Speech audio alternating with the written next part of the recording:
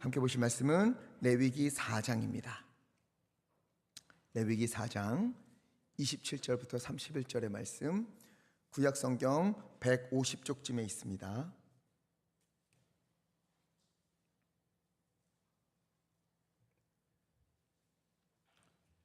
레위기 4장 27절부터 31절의 말씀, 구약성경 150쪽쯤에 있습니다. 27절로 31절 함께 읽겠습니다. 만일 평민의 한 사람이 여호와의 계명 중 하나라도 부지 중에 범하여 허물이 있었는데 그가 범한 죄를 누가 그에게 깨우쳐 주면 그는 흠없는 암염소를 끌고 와서 그 범한 죄로 말미암아 그것을 예물로 삼아 그 속죄 제물의 머리에 안수하고 그 제물을 번제물을 잡는 곳에서 잡을 것이요, 제사장은 손가락으로 그 피를 찍어 번제단 뿔들에 바르고 그 피 전부를 제단 밑에 쏟고 그 모든 기름을 화목제물에 기름을 떼어낸 것 같이 떼어내 제단 위에서 불살라 여호와께 향기롭게 할지니 제사장이 그를 위하여 속죄한즉 그가 사함을 받으리라. 아멘. 우리가 성경을 보면은 참 여러 제사들이 나오지요. 그래서 제사 종류가 참 복잡하고 많구나 이렇게 생각할 수 있는데 그렇지가 않습니다. 제사는 총 몇 가지가 있지요? 5가지가 있어요. 5가지. 우리 배운 거 한번 생각해 보면 첫 번째 제사가 뭐죠? 번제, 그리고 소제, 그리고 화목제, 그리고 오늘 할 속죄제, 속건제. 5개가 전부예요. 번제, 소제, 화목제, 속죄제, 속건제, 이 5개가 전부예요. 그러면 제사를 드리는 방법은 너무도 다양한가? 여러 가지가 있겠지만 그 중에서 4가지만 기억하면 됩니다. 제사를 드리는 방법은 무엇이냐? 가장 대표적으로 제물을 가지고 오면 각을 뜨고 그 제물을 번제단에 올려서 어떻게 하지요? 불을 붙여서 태워서 드려요. 불로 태워서 드린다고 해서 화제, 불로 태워드리는 제사가 하나가 있어요. 두 번째는 뭐냐? 제사장이 제물을 들고 손을 들어서 성소를 향해서 앞뒤로 흔들거나 좌우로 흔들어요. 이것을 요제라고 합니다. 흔들요 제사제. 그래서 흔들어 드리는 제사. 어렵지 않지요? 불로 태워 드리는 화제, 흔들어 드리는 요제가 있어요. 그럼 세 번째는, 이거는 우리도 자주 꼭 똑같은 건 아니에요. 그런데 우리가 그냥 생각해 보면 찬양 시간에 가끔 목사님들이 찬양 인도하다가 뜨거워지면 어떻게 하라 그러죠? 마지막에 두 손 들고 찬양합시다 그러지요. 이렇게 손 들고 하는 거 들거 제사제, 그래서 거제라고 해요. 손을 들어서 하나님을 향하여서, 하늘을 향하여 손을 들고 하나님의 은혜에 감사하며 내 모든 것 주님께 드립니다, 이렇게 드리는 게 바로 거제예요. 쉽죠? 불로 태워 드리는 화제, 흔들어 드리는 요제, 손을 들어 드리는 거제. 마지막으로는요, 잔에다가 포도주를 담아서 이제 번제를 드릴 때, 소제를 드릴 때 그 위에다가 이 포도주를 뿌리는 거예요. 그래서 드릴 전자, 제사 제자에서 잔에 부어서 이렇게 부어드리는 제사, 전제. 이게 끝입니다. 이거 외엔 없어요.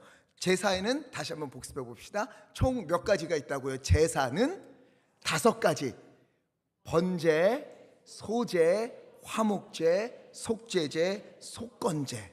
간단히 내용만 따져보면 번제는 모든 걸 태워드리는 거예요. 그래서 하나님께서 나의 죄를 속해 주셨다, 모두 태워주셨다. 그리고 전적인 헌신을 주님 앞에 올려드리겠습니다. 하나님, 저의 죄를 대속해 주세요, 나의 모든 삶을 주님께 드리겠습니다 하는 게 바로 번제. 소제는 기억나세요? 뭘 드리지요? 그쵸, 고운 가루, 곡식 가루를 곱게 갈아서 드려요. 그래서 하나님께서 주신 모든 것에 감사하면서 나의 삶, 일상을 주님 앞에 올려드리는 제사지요, 소제가. 하나님, 내게 있는 모든 것은 하나님께로부터 왔습니다, 하나님께 감사합니다, 나 주님께 모든 삶을 드리며 살겠습니다 하는 게 소제예요. 화목제는 지난 시간에 했어요. 감사와 서원과 자원함으로 드리는 제사인데 하나님과 화목하게 된 기쁨을 누리고 그리고 제물을 사람들과 나누어 먹으면서 화목한 식탁을 꾸리는 게 화목제예요. 그리고 오늘 할 속죄제 하니까 어떤 거겠어요? 죄에 관한 것이겠지요. 이 죄를 속해달라고 하나님 앞에 드리는 게 바로 속죄제예요. 속건제는 하나님께 잘못한 것, 또 이웃들에게 잘못한 것을 하나님, 나 이제 이 죄를 속해 주십시오. 내가 이제는 이것을 갚으면서 살겠습니다 하는 게 속건제예요. 이게 다예요. 드리는 방법은 태워 드리는 화제, 흔들어 드리는 요제, 들어서 드리는 거제, 그리고 부어 드리는 전제. 어렵지 않아요. 우리가 지난 시간까지 번제와 소제 그리고 화목제를 살펴봤습니다. 화목제는 하나님과 우리 사이에 막혀있는 담을 허물어뜨리고 하나님과 참된 평화를 누리는 것, 하나님의 임재하심을 누리며 함께 기뻐하는 그런 감사의 제사라고 했어요. 그 가운데 하나님께서 임하셔서 우리의 삶이 온전하게 되고 충만케 되는 거지요. 자, 번제 그리고 화목제는요, 이 제물을 태워서 드려요. 그런데 제물에 다른 게 있어요. 제물에 제한이 있습니다. 번제는 소나 양이나 염소의 수컷을 드렸어요. 그렇죠? 소나 양과 염소를 드리려면 상당한 비용이 필요합니다. 가난한 사람은 소나 양이나 염소를 드릴 수가 없어요. 가난하니까 살 수가 없거든요. 그래서 하나님이 가난한 이들도 살피시잖아요. 그들을 위해 무엇을 드리라고 했어요? 레위기 1장 14절을 보니까 비둘기를 드리라고 했어요. 산비둘기도 되고 집에 있는 집비둘기도 괜찮아요. 이걸 정성스럽게 하나님께 드리면 됩니다. 그런데 화목제는 소나 양이나 염소를 드려요. 암컷이든 수컷이든 상관이 없어요. 소나 양이나 염소를 드리는데 다른 게 있다면 번제처럼 비둘기를 드릴 수는 없어요. 비둘기를 드리면 안 돼요. 그러면 이런 생각이 들죠. 가난한 사람은 화목제를 어떻게 드립니까? 하나님께 화목제를 드리고 싶은데 가난해서 양이나 염소나 소나 살 수 없으면 어떡합니까? 그럼 가난한 사람은 화목제를 드리지 못합니까? 여기서 한 가지 생각해 봐야 할 게 있어요. 왜 화목제에는 비둘기를 드리지 못하게 했을까? 아마도 화목제를 드리는 특징과 관련이 있겠지요. 화목제는 하나님께 드리는 것으로 끝나는 게 아니지요. 태워 드리는 걸로 끝나는 게 아니라 어떻게 해요? 나누어 먹어요. 꼭 반드시 이웃을 불러서, 가난한 이들, 연약한 이들을 불러서 나누어 먹어야 돼요. 그 화목한 식탁을 꾸려야 됩니다.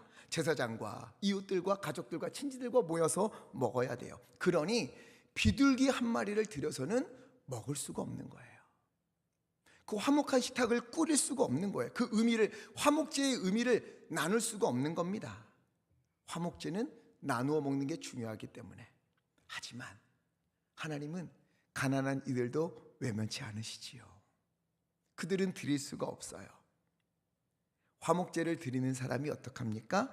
초청하여 먹지요. 그래서 가난한 사람들, 연약한 사람들, 형편이 안 되는 사람은 어떻게 하느냐? 초청에 응해서 그 화목제에 와서 함께 나누어 먹으면서 화목제를 하나님 앞에 드리는 거예요.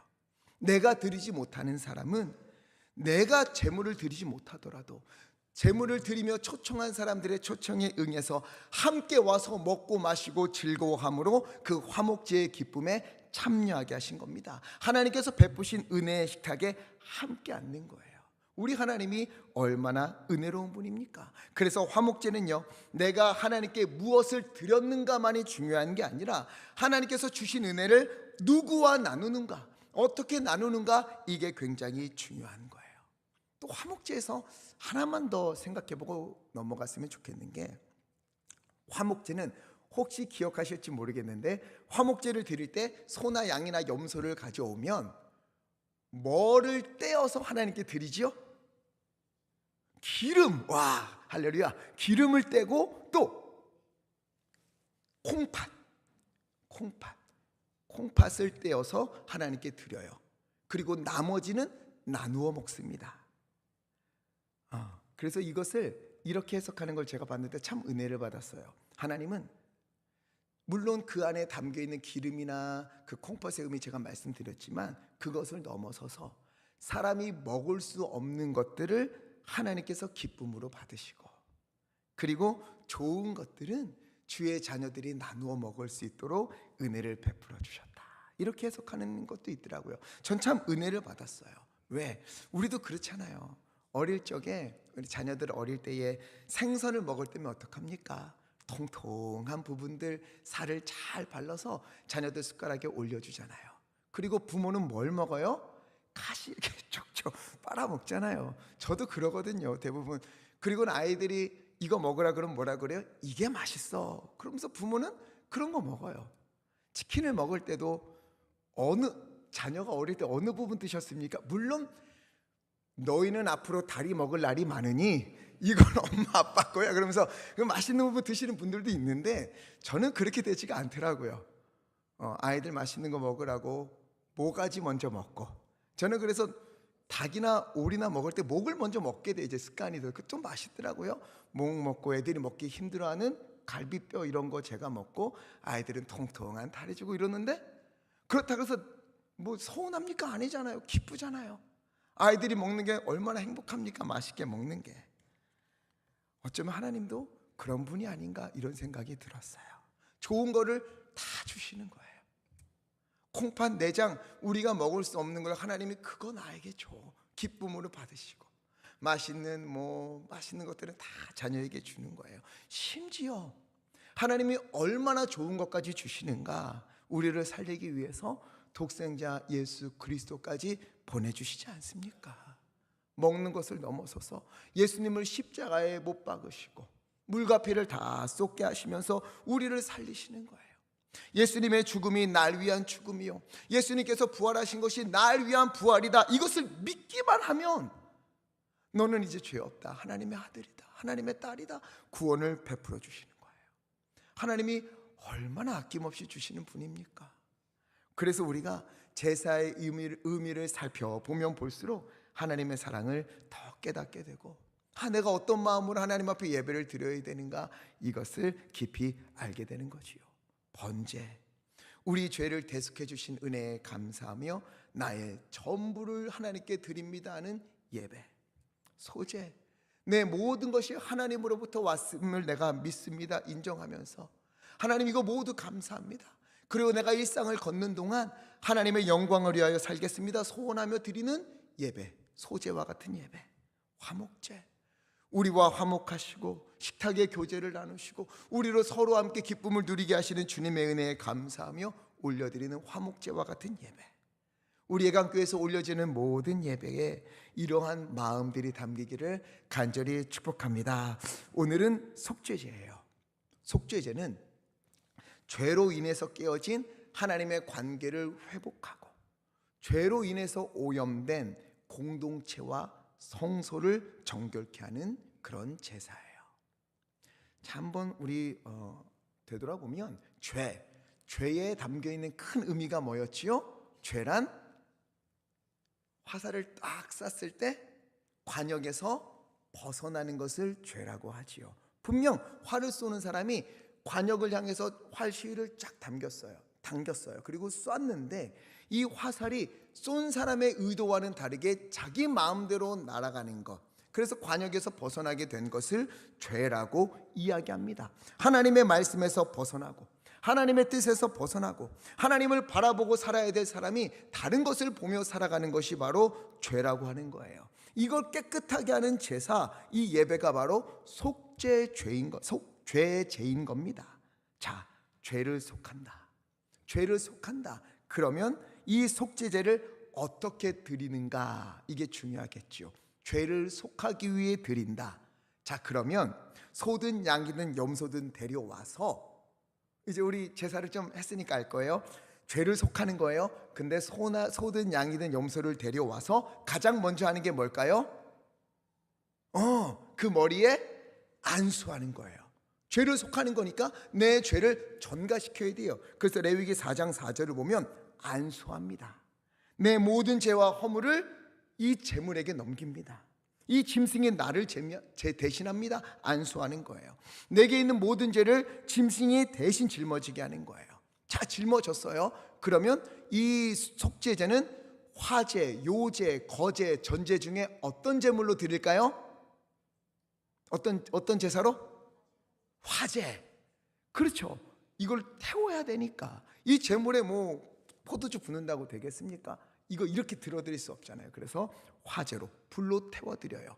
여기까지는 번제와 속죄제가 똑같은 게 아닌가 이런 생각이 들 수 있어요. 제물을 가져와서 안수하고 화제로 드려요. 하지만 달라요. 뭐가 다른가? 제사를 드리는 대상에 따라서 제물이 달라져요. 맡은 직분에 따라서 드리는 제물이 다릅니다. 먼저 레위기 4장 12절까지는 제사장이 죄를 지었을 때 드리는 제사예요. 제사장이라고 뭐 다 흠없고 깨끗하겠습니까? 죄 안 짓겠습니까? 그렇지 않지요. 죄를 지을 때가 있어요. 죄를 범할 때가 있어요. 그래서 제사장이 죄를 지을 때 그때는요 4장 3절을 보니까 흠 없는 수송아지, 뭐 소든 양이든 염소든 그런 게 아니에요. 흠 없는 수송아지를 드려야 합니다. 다른 것은 안 돼요. 흠 없는 수송아지를 데려와서 머리에 안수를 하고 이 수송아지를 잡아요. 이제 속죄제의 중요한 부분이 있어요. 다른 제사들과 다른데 수송아지를 안수한 후에 송아지를 잡잖아요. 그러면 그 피를 받아요. 그 피를 받아서 어떻게 하는가? 4장 5절을 보니까 제사장이 그 피를 가지고 회막으로 들어갑니다. 성소로 들어가요. 거기서 어떻게 하는가? 6절과 7절 함께 읽겠습니다. 6절과 7절 시작. 그 제사장이 7번 뿌릴 것이며 제사장은 또 그 피를 여호와 앞 곧 회막 안 향단 뿔들에 바르고 그 송아지의 피 전부를 회막문 앞 번제단 밑에 쏟을 것이며. 아멘. 이 장면이 머리에 좀 그려지십니까? 한번 보죠. 그림 한번 보여주세요. 보시면 자, 다시 한번 기억을 더듬어 봐요. 성막의 가장, 여러분에게 이쪽이겠죠? 가장 안쪽에 있는 장소가 어디죠? 맞아요. 지성소. 지성소에는 딱 하나밖에 없어요. 뭐밖에 없어요? 언약궤. 언약궤에는 뭐가 들었어요? 우리 지금 얼마나 됐다고. 자, 언약궤 안에 3가지가 있어요. 십계명, 그리고 만나가 든 항아리, 그리고 아론의 쌍난 지팡이 3가지가 들어있는 거예요. 그렇죠? 이거밖에 없어요. 그리고 지성소와 바로 나오면 여기를 뭐라고 불러요? 성소라고 불러요. 성소. 이 성소에는 3가지가 있습니다. 성소를 보면 그림 보시면 알겠지만 한쪽 편에 뭐가 놓여 있지요? 진설병, 떡상이 있어요. 그 떡상 맞은편에는 뭐가 있어요? 떡상을 비추는 등잔대가 있어요. 등잔대. 계속 복습하면 알겠죠? 뭐 나중에 지성소, 그리고 성소인데 여기는 언약궤 있고 이 성소에는 떡상이 놓여져 있고 이 맞은편에는 등잔대가 있어요. 그리고 이 사이에는 뭐가 쳐져 있어요? 휘장이 쳐져 있어요.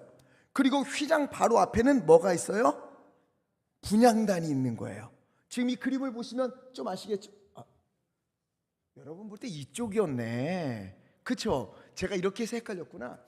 지성소 안에 언약궤가 있고 그 나오면은 성소인데 떡상이 있고 등잔대가 있고 분향단이 있고 그 사이는 휘장이 쳐져 있어요. 그렇죠? 자, 이제 어떻게 하느냐? 피를 가지고 지성소까지 못 들어가요. 성소까지 들어와서 어떻게 하느냐? 그 피를 받아서 지성소와 성소를 쫙 쳐져 있는 휘장에 손가락에 피를 찍어서 7번을 뿌립니다. 휘장에 뿌려요. 휘장에 7번을 뿌려요.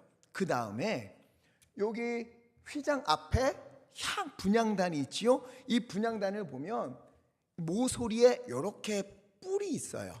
이 뿔에 이 피를 바르는 거예요. 이해되죠? 송아지에게 안수하고 그 피를 가져다가 성소에 들어와서 휘장에 7번 피를 뿌리고 분향단에 피를 발라요. 그리고 그 피를 가지고 밖으로 나옵니다. 나오면 뭐가 있느냐? 번제단이 있어요. 이 번제단 아래에 다 쏟아놓는데 레위기 4장 10절을 보면 번제단에다가 피를 다 뿌린 후에 그리고 그 송아지의 기름과 콩팥을 떼어서 화목제처럼 번제단에 올려두고 태워요. 나머지는 어떻게 하는가? 번제는 다 태워드렸어요. 그런데 화목제는 나누어 먹었어요. 속죄제는 달라요. 번제는 다 태우고 화목제는 나누어 먹는데 속죄제는 어떻게 하는가? 11절 12절 함께 읽겠습니다. 11절 12절 시작. 그 수송아지의 가죽과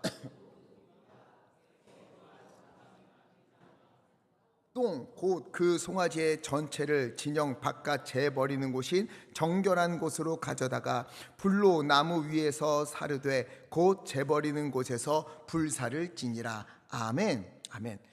자, 보면은요, 고기와 가죽과 내장 모든 것, 특별히 12절을 보니까 뭐까지 나오는가 하면요, 똥까지 나와요. 똥 하나도 남김없이 다 가져다가 진영 바깥으로 가져가라는 거예요. 이 진영 바깥이라는 말은 성막 바깥이 아니에요. 사진 한번, 그림 한번 보여주실래요? 정 가운데 성막이 있고요. 성막의 입구는 늘 어디를 향해 나 있지요? 동쪽을 향해 나 있어요. 왜? 사람이 떠난 곳이 동쪽이기 때문에 기다리시기 위해서. 그리고 그 주변으로 이스라엘 백성들이 진영을 딱 짜요, 지파별로. 그런데 이 진영의 입구는 늘 어디를 향하라? 성막을 향하라. 아침에 눈을 떠서 나올 때마다 성막을 볼 수 있도록 성막을 향하게 만드셨지요. 이 진영 바깥에 재버리는 곳이 있어요. 요거까지 다 지나서 그 멀리까지 가서 거기서 모두 불태우는 거예요. 피는 성소와 지성소를 구분하는 휘장에 7번 뿌리고 분향단 뿔에 바르고 나머지는 성소를 나오면 물두멍이 있고 번제단 있잖아요. 번제단 아래에 다 버려요. 그리고 그림 나왔네요. 번제단에서 다 붓고 그리고 거기서 콩팥과 내장을 꺼내서 불태워드리고 나머지는 전부 똥까지 아무것도 남기지 않고 다 가져다가 진영 밖으로 가서 태우는 거예요. 근데 제가 이것을 곰곰이 속죄제를 생각하면서 이런 생각이 들었어요. 속죄제를 드리는 사람이 한둘이 아닐 텐데, 그렇죠? 속죄제를 드릴 때마다 그 피를 성소와 지성소 사이에 있는 휘장에 7번씩을 뿌리면 그 휘장이 어떻게 되겠습니까? 피범벅이 되겠지요. 분향단의 뿔도 피로 얼룩지고 더러워지지 않겠습니까? 머릿속으로 그려봤을 때, 야, 이거 거룩해야 될 이 성소 그리고 지성소와 성소를 맡고 있는 휘장이 참 지저분해지지 않을까? 냄새도 많이 나고 더러워지는 것 아닐까? 이건 어떻게 해야 될까? 이런 생각을 해봤어요. 그런데 이건 제 생각인 거지요. 하나님의 관점에서 보면 그것은 더러워진 것이 아니라 어떻게 된 거예요? 정결해진 거예요. 깨끗해진 겁니다. 왜? 피가 범벅이 되었는데 그 피는 죄인의 생명을 대신하기 위하여 흘려진 피이기 때문에, 한 사람을 살리기 위해서 흘려진 피이기 때문에 그 피는 더럽히는 피가 아니라 죄를 씻고 살리는 생명의 피로서 거기에 뿌려지는 거예요.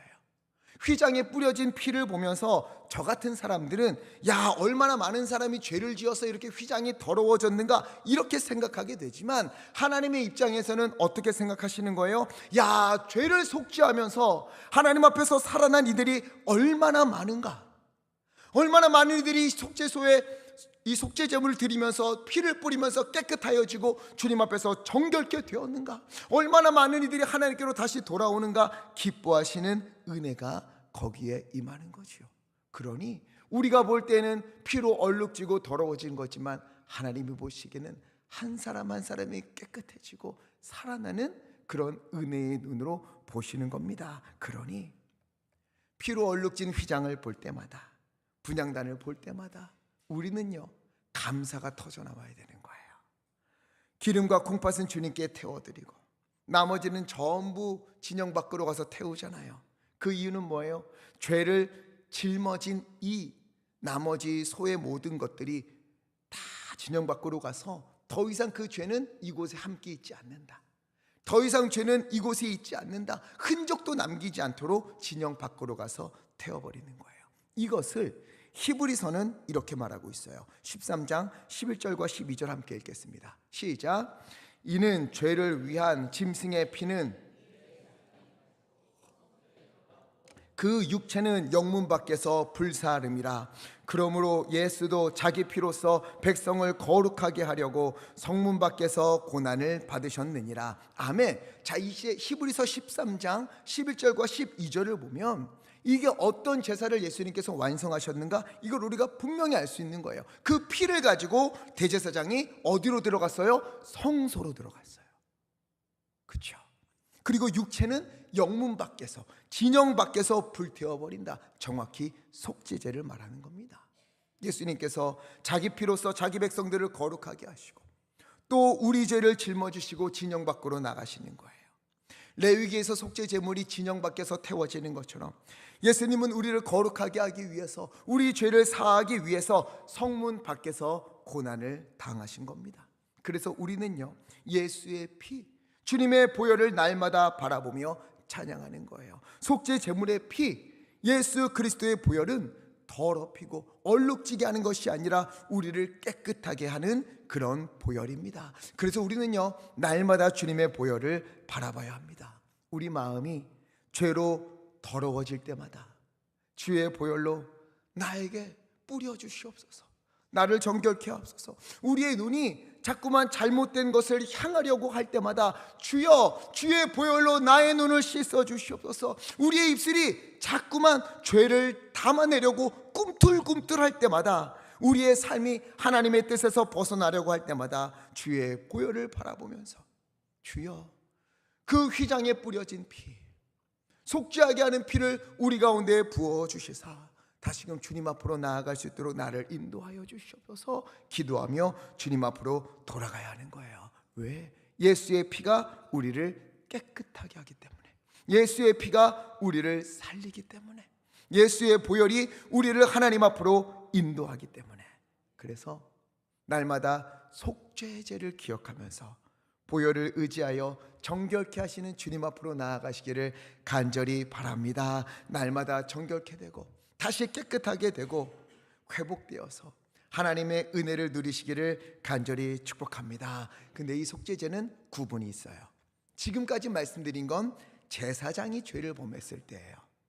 13절부터는 온 회중, 이스라엘의 온 회중이 죄를 지었을 때는 어떻게 속죄제를 드리나, 제사장이 죄를 범했을 때와 똑같습니다.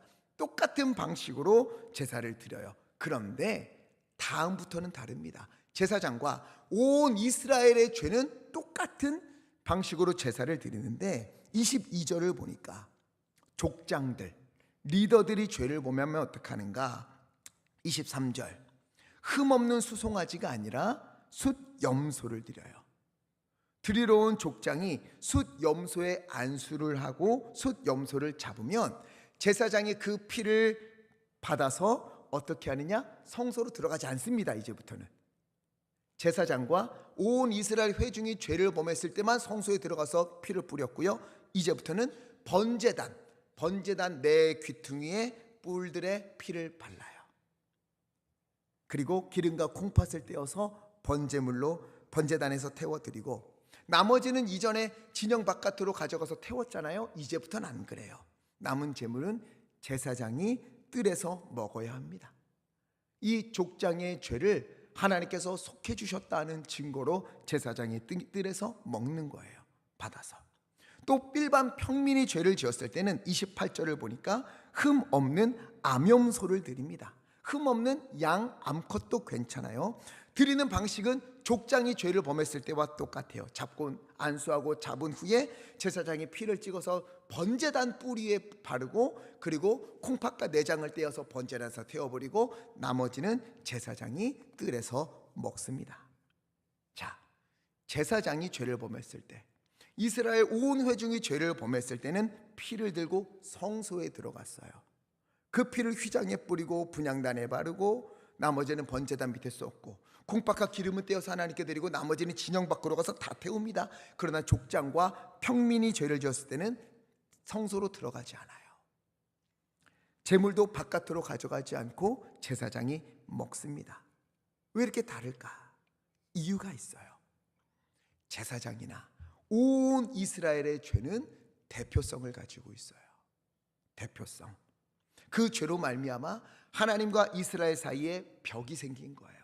담이 생긴 거예요. 그래서 이것을 해결해야 되는 겁니다. 혼자만의 문제가 아니라 공동체를 흔드는 죄가 되었다는 거예요. 그래서 성소로 들어가 피를 뿌리고 분향단에 피를 바르고 그리고 진영 바깥에 나가서 태우면서 죄가 하나님과 우리 사이를 가로막았다. 이것을 보며 마음 깊이 회개하고 다시는 이 죄를 범하지 않으리라 고백하게 되는 거죠. 그런데 저는 이 속죄제를 보면서 많은 생각을 하게 됐습니다. 오늘날의 제사장은 누구인가? 오늘날의 제사장은 누구지요? 베드로전서 2장 9절 함께 읽겠습니다. 시작. 그러나 너희는 택하신 족속이요 왕같은 제사장들이요 거룩한 나라요 그의 소유가 된 백성이니 이는 너희를 어두운 데서 불러내어 그의 기이한 빛에 들어가게 하신 이의 아름다운 덕을 선포하게 하려 하심이라. 아멘. 너희가 왕같은 제사장이다 말씀하시는 거예요. 즉 우리는요, 저도 우리 여기 계신 온 성도님들도 우리의 죄는 나만의 문제가 아니라는 거예요. 이제 제사장의 죄는 이스라엘 백성의 죄를 대표하는 거예요. 우리 역시 하나님께서 왕같은 제사장이다 말씀하셨어요. 그렇기에 우리의 죄는 나만의 죄가 아니라 이제 누구의 죄예요? 우리 공동체의 죄고 우리 예광교회의 죄가 되어서 하나님과 우리 사이를 가로막는 두려운 결과를 가져오게 된다 이야기하는 거예요. 그렇게 우리는 나 하나인데 뭐 내가 이렇게 한다고 뭐 되나? 아이 다른 사람들 열심히 하는데 다른 사람들 열심히 기도하는데 이렇게 말할 수가 없는 거예요. 나 때문에 나의 연약한 죄 때문에 우리 교회가 우리 가정이 우리 공동체가 하나님을 바라보지 못하고 하나님과 연합하게 되지 못하는 그런 무서운 결과를 가져오게 되는 겁니다. 나의 죄 때문에 휘장이 피로 얼룩지고 있음을 바라봐야 되는 거예요. 나의 죄 때문에 우리 교회, 우리의 가정, 이 진영 바깥에서 날마다 태워지고 있다는 것을 우리는 봐야 되는 거예요. 그래서 주님이 우리에게 이렇게 말씀하십니다. 레위기 11장 45절 함께 읽겠습니다. 시작. 나는 너희의 하나님이 되려고 내가 거룩하니 너희도 거룩할지어다. 아멘. 내가 거룩하니 너희도 거룩할지어다. 죄를 가볍게 여기는 나로 인하여서 여러분 우리 공동체가 우리 가정이 우리 교회가 하나님으로부터 멀어질 수 있다는 거예요. 책임감을 가져야 합니다. 다른 사람의 죄를 지적하는 게 아니라 나의 죄 때문에 우리 교회가 하나님으로부터 멀어질 수 있다. 우리 가정이 하나님으로부터 멀어질 수 있다. 이것을 우리는 늘 기억하면서 책임감을 가져야 되는 거예요. 특히나 직분이 있는 분들이 있다면 더 무게를 느끼십시오. 저도 그러려고 애씁니다. 날마다 주님을 더 바라봐야 됩니다. 하나님, 오늘 내가 하나님 앞에서 바로 살고 있습니까? 내가 하나님의 말씀에서 벗어나고 있지는 않습니까? 나의 말과 행동으로 인해서 우리 교회가, 우리 가정이, 우리 공동체가, 내가 속해 있는 그곳이 하나님으로부터 멀어지고 있는 것은 아닙니까? 우리는요, 날마다 자신을 하나님 앞에 세워서 말씀 앞에서 돌이켜 봐야 되는 거예요. 그리고 죄를 발견했다면 그 죄를 숨기지 않고 주님 앞에 가지고 나와야 하는 거예요. 속죄제를 기억하면서 예수님을 바라보며 주여, 주의 보혈로 정결케 하여 주시고 이 모든 죄를 진영 밖에서 태워주시사 하나님이여 다시금 정결케 주님 앞에 살게 하옵소서. 우리는 기도해야 되는 겁니다. 속죄제물의 피가 죄인을 대신하여 흘려졌듯이 예수님께서 우리의 모든 죄를 짊어지고 십자가에서 피를 흘리셨어요. 성문 밖에서 고난을 받으셨습니다. 우리의 모든 죄를 대속해 주시며 다시 살 길을 열어주신 거예요. 그런 여러분, 죄를 가볍게 여기지 마십시오. 나의 죄 때문에 우리 가정이 주님에게서 멀어지는 것은 아닐까? 야, 내가 이 죄를 지으면 우리 교회가 주님에게서 멀어질 텐데 주여, 내가 이 죄를 멀리하기 원합니다. 이런 믿음의 다짐들이 우리 속에 있어야 되는 거예요. 그러나 혹시나 죄 때문에 절망하지는 마십시오. 내가 죄를 지어서 이런가 자책감으로 끝나지 마십시오. 왜? 죄를 보았다면 우리는 십자가를 봐야 하는 거예요. 우리의 죄가 얼마나 큰지를 깨달았다면 우리의 죄를 용서하신 우리 주 예수 그리스도의 은혜가 얼마나 더 큰가 하는 것을 우리는 믿음의 눈을 떠 바라봐야 하는 겁니다. 속죄 제물의 피가 죄인을 대신하여 흘려졌듯이 예수님께서 우리 죄를 대신하여 십자가에서 피를 흘리셨고 고난을 당하셨어요. 우리의 마음이 죄로 더럽혀질 때마다 주 예수 그리스도를 바라보고 우리의 눈이 잘못된 것을 향할 때마다 주 예수 그리스도를 바라보고 우리의 입술이 죄를 지으려고 할 때마다 주님의 십자가를 바라보면서 주님의 보혈로 정결케 되어서 하나님께서 기뻐하시는 인생길 다 걸어가시기를 간절히 부탁을 드립니다. 우리의 삶이 주님의 뜻에서 벗어났다면 다시 십자가로 돌아가야 돼요. 죄보다 크신 은혜가 우리에게 있습니다. 우리의 죄는요, 어찌할 수 없는 죄는 없습니다. 주님 앞으로 가져가면 주님께서 보혈로 깨끗이 씻어주시고 속죄소 위에서 주 예수 그리스도의 보혈로 덮으시사 이제 너는 죄 없다. 예수님이 너를 위해 지치셨으니 너는 이제 죄 없다 말씀하시는 주님의 은혜가 있는 거예요. 그래서 속죄죄는요, 죄를 보고 절망하게 하는 것이 아니라 그럼에도 나를 살리시고 나를 회복하신 주님의 은혜를 깨닫고 다시 정결케 하시는 하나님의 은혜를 바라보면서 내가 믿음으로 살기를, 다시 주님 안에서 살기를, 내 죄 때문에 우리 공동체가 하나님에게서 멀어지지 않도록, 우리 가정이 하나님에게서 멀어지지 않도록 다시 마음을 다잡고 주님 앞에서 말씀에 순종하며 살기를 다짐하는 제사가 바로 이 속죄제인 거예요. 죄를 씻으시는 예수 그리스도의 보혈이 날마다 우리 가운데 있음을 기억하면서 죄를 멀리하고 주님을 가까이하며 주님의 크신 은혜를 바라보는 우리 모두 되기를 간절히 부탁을 드립니다. 그래서 속죄죄와 같이 주님 앞에 예배드릴 때 우리에게는요, 이런 기도가 있어야 되는 거예요. 주님, 나로 거룩하게 살게 하옵소서. 나의 삶이 우리의 가정과 교회와 공동체에 선한 영향력을 끼치게 하옵소서. 나의 죄 때문에 우리 교회가, 우리 구역이, 우리 가정이 주님에게서 멀어지는 것이 아니라 주님 앞에 더 믿음으로 살기를 바라는 나를 통하여서 많은 이들이 주님께로 돌아오는 역사가 있도록 아버지 돌보아 주옵소서. 이 기도를 살아내는 삶이 우리 교회에 가득하게 될 때에 하나님의 은혜가 충만한 역사하심이 우리 가운데 넘치게 될 줄 믿습니다. 여러분, 저도 우리 온 성도님들도 주님 앞에 왕 같은 제사장입니다. 우리의 죄를 가볍게 여기지 않으세요.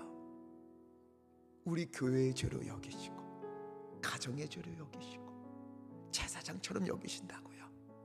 그러니 주님 앞에 더 책임감을 가지고 죄를 멀리하고 죄를 물리치고 예수의 보혈로 물리치고 주님 앞에서 믿음으로 성실하게 순종하면서 살아가는 왕 같은 제사장들 다 되시기를 예수 그리스도 이름으로 간절히 축원합니다. 우리 말씀 기억하며 함께 기도했으면 좋겠습니다. 주여, 혹시나 나의 죄가, 내가 죄를 졌음에도 내가 죄인임을 알면서도 주님 앞에 속죄하는 그 회개하는 아버지 예배를 드리지 않았던 것은 아닙니까? 당연한 것처럼 나 하나쯤이야 이런 마음이 있었던 것은 아닙니까? 주여, 나의 죄를 용서하여 주시옵소서.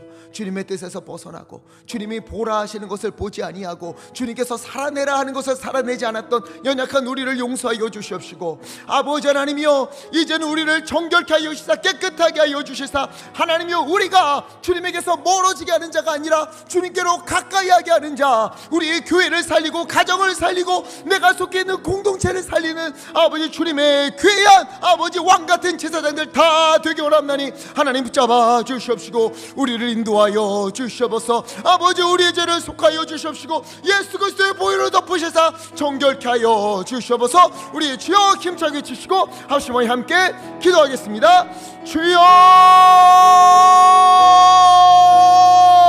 오 주여, 오 하나님이여 주님 앞에 나옵니다. 하나님이여 속죄의 제와 같이 아버지 하나님 오늘 주님 앞에 마음을 다하여 예배하며 나아갑니다. 하나님 죄를 가볍게 여기지 아니하고 너희는 왕같은 제사장이라 주님 말씀하셨으니 하나님이여 나의 죄가 아버지 하나님 우리 교회의 죄가 되고 나의 죄가 가정의 죄가 될 수 있다는 그 두려운 책임감 앞에서 하나님이여 이제는 아버지 하나님 주님 앞에 온전히 살기를 말씀에 순종하며 살기를 다짐하면서 아버지 믿음으로 살기를 아버지 주님 앞에 간구하옵나니 주여 우리의 죄를 정결케 하여 주옵시고 예수 그리스도의 보혈로 깨끗이 씻어 주시옵시고 아버지 우리를 통하여서 아버지 우리 교회가 우리 가정이 내가 있는 그곳이 하나님을 바라보는 하나님의 영광을 나타내는 귀한 곳이 되기 원한다니 주님 인도하시고 주님 붙잡아 주시옵소서. 하나님이여 주님의 은혜를 흘려보내는 주님의 은혜를 아버지 전해주는 귀한 믿음의 자녀들 아버지 왕같은 제사장들 다 될 수 있도록 하나님 인도하여 주시옵소서. 우리를 통하여 한 영혼이 살아나는 역사가 있도록 아버지 인도하시고 주님 돌보아 주시옵소서. 사랑과 은혜가 많으신 아버지 하나님, 참 우리는 알게 모르게 지은 죄가 많습니다. 그런데 여기 있는 저도 얼마나 연약한지 내가 지은 죄는 쉽게 잊어버리고 남이 지은 죄는 잘 잊지 아니하고 끝까지 기억하면서 정죄할 때가 너무도 많습니다.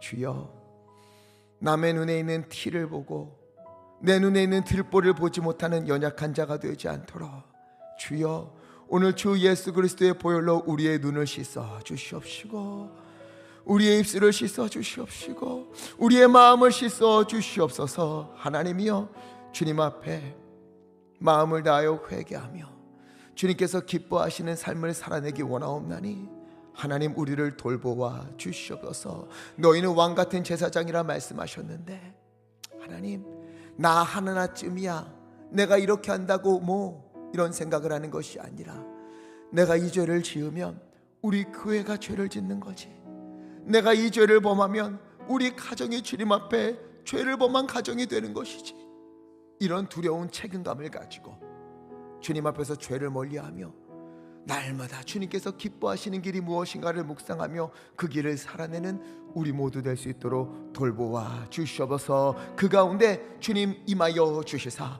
우리 각 가정이 살아나게 하여 주시옵시고 구역들이 살아나게 하여 주시옵시고 우리 교회가 살아나게 하여 주셔서 하나님이여 주님 앞에서 정결케 되고 주님께서 기뻐하시는 귀한 공동체 다 될 수 있도록 아버지 임하여 주시옵소서. 우리 주 예수 그리스도 이름으로 간절히 기도하옵나이다.